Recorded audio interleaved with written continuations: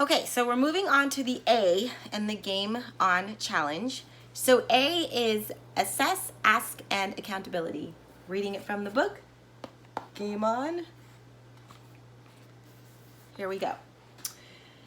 You have to be honest with yourself about where you are now. Conduct an unbiased assessment or ask someone to give you constructive criticism regarding your starting point. Then choose someone who will keep you accountable to your goal. I actually am more than happy to become your accountability partner if you need one. So write your assessment below. You can even take a picture and put it on the before and after depending if it works. So as we move into this, as I went down to do my assessment part, I forgot what my goals were. So I had to remember what it was. So let's remind everybody. So the goal is, on the business side, to have 2 paid speaking engagements per month. I'm reading off of my paper.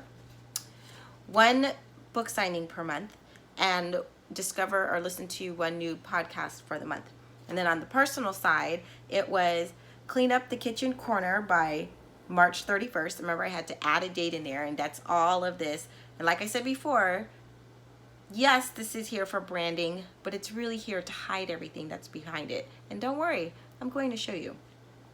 The second part is to get my shredding done by the end of the month, so which is also hiding behind here, but it's in another corner. And then reorganizing my closet. So those were, reorganizing the closet by the end of February. So the great thing about assessing where you are is, how do you know where you're going, or if you've arrived if you don't know where you started? Well, the great thing about my business goals, where I have 2 paid speaking engagements per month, 1 book signing per month, and a new podcast, is great because they're all 0. So I only have 1 way to go but up. So I'm encouraged. I can't do any worse than nothing. On the personal side, what I'm going to do is take pictures of the before to assess what it looks like,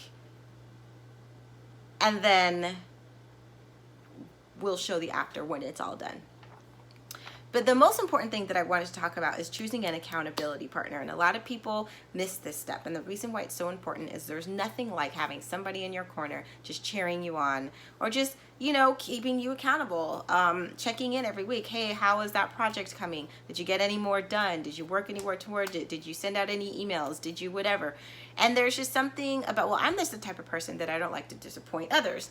So knowing that somebody is going to call and check in on me really only for my benefit, it really encourages me to be able to have an answer for them, to be able to say, yes, I did this, and yes, I did this, as opposed to nah.